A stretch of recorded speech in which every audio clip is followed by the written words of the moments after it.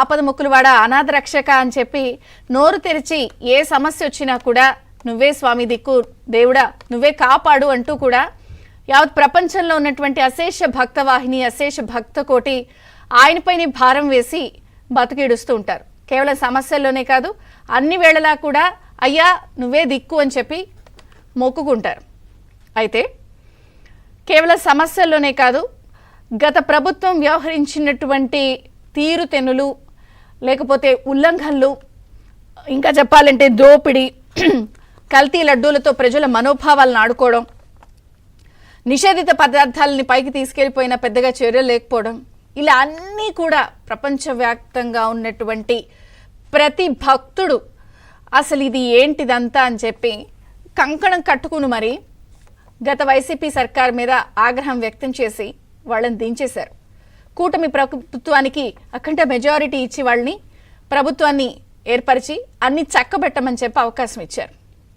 ఆ తర్వాత AP CM Chandrababu గారు ముఖ్యమంత్రి గారు స్వయాన ప్రమాణ స్వీకారానికి ముందే టీటీడీకి వెళ్ళి స్వామిని దర్శనం చేసుకుని అక్కడ తిరుమల కొండపై అసలు నేను అన్ని పనులు ఇక్కడి నుంచే స్టార్ట్ చేస్తాను, ప్రక్షాళన ఇక్కడి నుంచే బిగిన్ అవుతుంది, అసలు ఇక్కడ చేస్తేనే మొత్తం అన్ని పనుల్లోనూ సెట్ అవుతాయని చెప్పి ఒక ప్రతిన భూని అన్ని వ్యవహారాలు నేను ఇక్కడి నుంచే చక్కబెడతాను మీ అందరు గుర్తుంటే ఉంటుంటుంది. ఇంకా ప్రమాణ స్వీకారం కాకముందే తిరుమలకు వెళ్ళి ఆయన స్టేట్మెంట్ ఇచ్చి తన పనిని స్టార్ట్ చేశారు.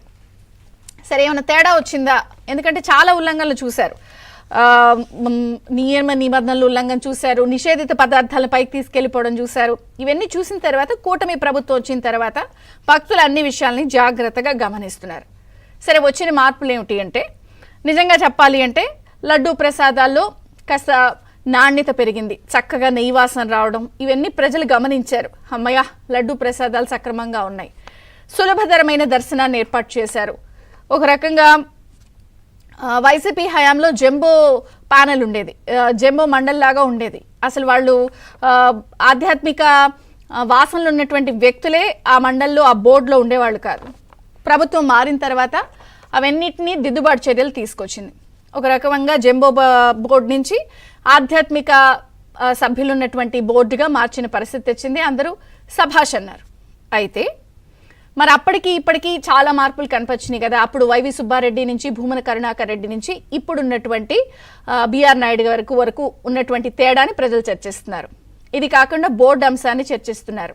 ఇలా అనేక అంశాలు చర్చిస్తున్నప్పుడు లడ్డూ ప్రసాదాల్లో నాణ్యతను చర్చిస్తున్నప్పుడు అన్ని విషయాలు కళ్ళకు కట్టినట్టు కనిపిస్తున్నప్పుడు కొన్ని విషయాలపై కొన్ని అంశాలపై ఇంకా వివాదం ఎందుకు నెలకొంది, కొన్ని విషయాలపై ఎందుకు ప్రజలు ఇంకా చర్చిస్తున్నారు, ఎందుకు ఇంత రచ్చరచ్చ అవుతుంది, అసలు కొండపై భద్రత అనే అంశం ఎందుకు వివాదాస్పదంగా మారింది, స్వామిని చూడటానికి వెళ్లే భక్తుల్లో ఈ ఒక అయోమయం గందరగోళం ఒక భయం ఎందుకు నెలకొన్నాయి?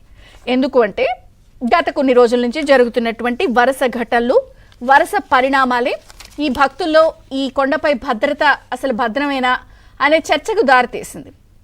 నిన్న సచివాలయంలో ముఖ్యమంత్రి గారు దేవాదాయ శాఖ మంత్రి ఆనం రామనారాయణ రెడ్డి గారు టీటీడీ ఈవోలు అలాగే బిఆర్ నాయుడు గారు అందరితో కూడా 3 గంటల పాటు సమీక్షించారు. చాలా సుదీర్ఘమైన సమీక్ష. అలాగే ఇప్పటి వరకు జరిగినటువంటి తీసుకున్న చర్యలు లడ్డూ ప్రసాదాలు నాణ్యత తీసుకుంటున్న నిర్ణయాలు అన్నిటిపై కూడా ప్రజెంటేషన్ ఇచ్చారు, ముఖ్యమంత్రి గారు ముందు ఉంచారు. కానీ ముఖ్యమంత్రి గారు కొన్ని విషయాలపై చాలా అసహనం వ్యక్తం చేశారు.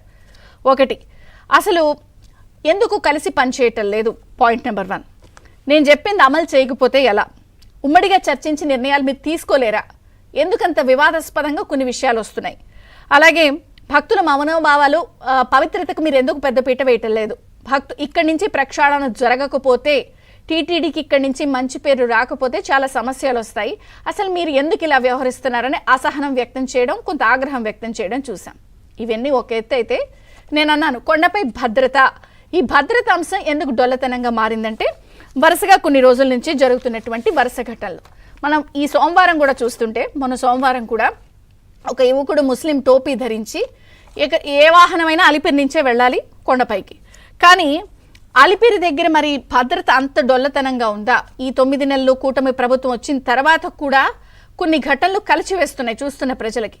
ఏకంగా యువకుడు ముస్లిం టోపీ ధరించి భద్రతా సిబ్బందిని ఆపుతున్న అడ్డగించి వాళ్ళందరినీ తోసుకుంటూ పైకి వెళ్ళిపోయి వినాయకుడి గుడి దగ్గర కూడా ఆపుతుంటే కూడా ఆగకుండా చాలా దూరం 22 కిలోమీటర్లు ప్రయాణించి అసలు వాళ్ళకి ఛాలెంజ్ చేసి సరే పట్టుకున్నారు తర్వాత. కానీ ఇదంతా అలిపిరి దగ్గరే ఆపాలి కదా. ఒక ముస్లిం యువకుడు కొండపైకి అలా వెళ్ళిపోవడం అనేది భద్రతా డొల్లతనంలోని పాయింట్ నెంబర్ 1. ఎందుకంటే సామాన్యంగా పోలీస్ అధికారులు విజిలెన్స్ కలిపి భద్రత విషయంలో చర్యలు తీసుకుంటారు. పోలీసుల్లో కూడా ఐపీఎస్, ఒక సీనియర్ ఐపీఎస్ అధికారి ఉంటారు, విజిలెన్స్ సిబ్బంది ఉంటారు, దాదాపుగా 2300 మంది స్క్వాడ్ దాకా ఉంటారు. మరి ఇంతమంది ఉన్నా కూడా అలిపిరి దగ్గర ఇటువంటి భద్రతా లోపం ఎందుకు ఉత్పన్నమైనది ప్రధానమైన ప్రశ్న. వీటితో పాటు అసలు భద్రతా వైఫల్యానికి చాలా సాక్ష్యాలు ఉన్నాయి. అంటే వైసీపీ ప్రభుత్వంలో చూసినా ఇప్పుడు కొత్త ప్రభుత్వం వచ్చిన తర్వాత కూడా కొన్ని భద్రతా వైఫల్యాలు కళ్ళకు కట్టినట్టు కనిపించాయి. అవేంటి? అటవీ శాఖకు చెందిన వ్యక్తులు వారం క్రితం కూడా టీటీడీ అనుమతి లేకుండా టోల్గేట్ భద్రతా సిబ్బందికి తెలియకుండా తిరుమలకు పడవలను తీసుకొచ్చారు. పాప వినాశనం రిజర్వాయర్లో బోటింగ్ ట్రయల్స్ నడిపారు. సరే, బోటింగ్ నడపాలని నిర్ణయం తీసుకున్నారు, కానీ పర్మిషన్ తీసుకోవాలి కదా. మరి అందరూ ఇలాగే జరిగితే రేపు పొద్దున భద్రతకి క్వశ్చన్ ఏంటి? Point number 1.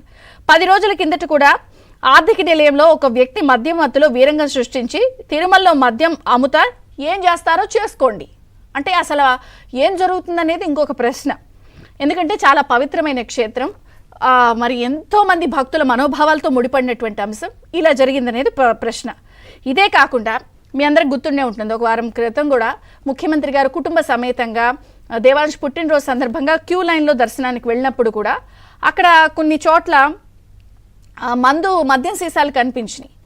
సో దీన్ని కూడా చాలామంది సీరియస్గా తీసుకున్నారు.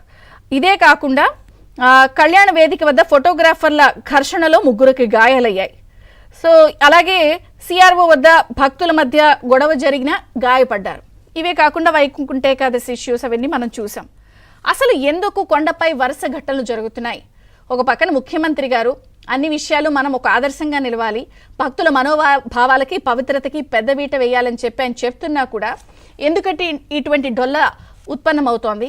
సో 100% పూర్తి స్థాయిలో సంస్కరణలకు ప్రభుత్వం నడుం బిగించిందా? మరి ఎప్పటికైనా మార్పులు వస్తాయా? కొన్ని అంశాలు ఎందుకు ఇంకా వివాదాస్పదంగా మారుతున్నాయి?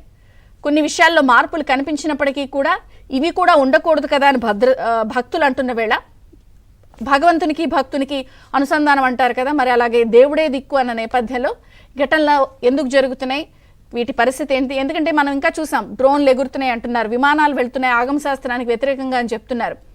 ఇది కాకుండా అసలు కొన్ని వ్యవహారాలు తీవ్ర చర్చనీయాంశానికి దారితీస్తున్న వేళ మళ్ళీ అలాగే తెలంగాణ నుంచి దర్శనాల అంశం విషయంలో కొంత వివాదం నెలకొంది.